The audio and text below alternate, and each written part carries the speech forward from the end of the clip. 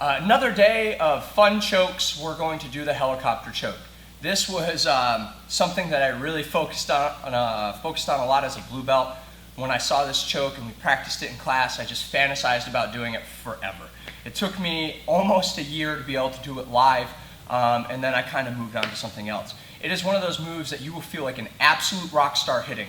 It's important that we get a good rotation, our hands all go in the right place, and make sure that you don't kick your partner in the face while you're helicoptering, or excuse me, the back of the head while you're helicoptering over top.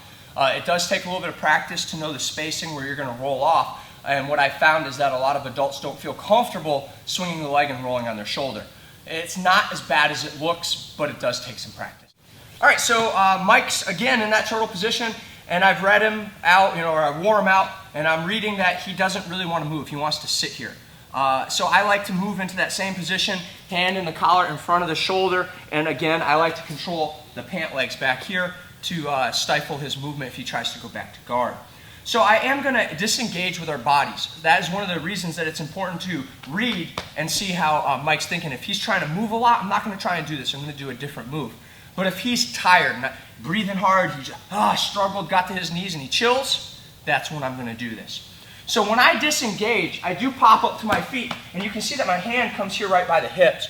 One, that helps me move up, but two, it'll also be a little bit of a sensor to let me feel if he's going to move. If he starts to move his hips, I'm going to abandon this move and go into something else, okay?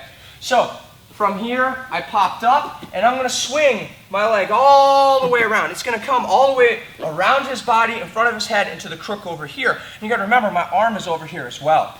When that happens, I'm going to sit on his back and I'm going to allow my shoulders to roll off.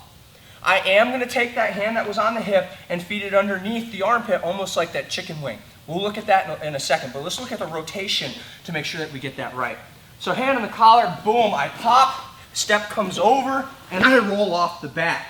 Again, the fall will be a lot slower when you're holding onto the grip. When you're holding the grip by the neck, it won't be as traumatic because that will actually slow your descent because it'll be pulling their neck over.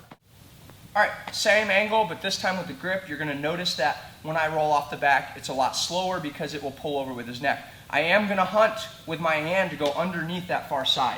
So hand on the collar, hand on the pants, boom, I pop, I make space, and I roll over. This hand, we'll see it in a different angle, should come behind the head, and I can stretch away with the leg. Watch this hand and how it rotates behind the body. All right, so I'm here, boom. When I bring this leg over, this arm is going to come underneath. I do want to be tight against the neck when I roll off, and you can see that the hand comes behind the neck. Here, over, roll, hand behind the head.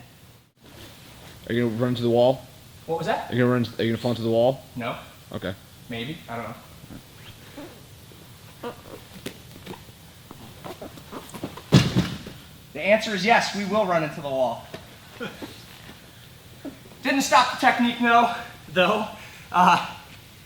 Make sure your walls are padded if you're going to do it that close to the wall.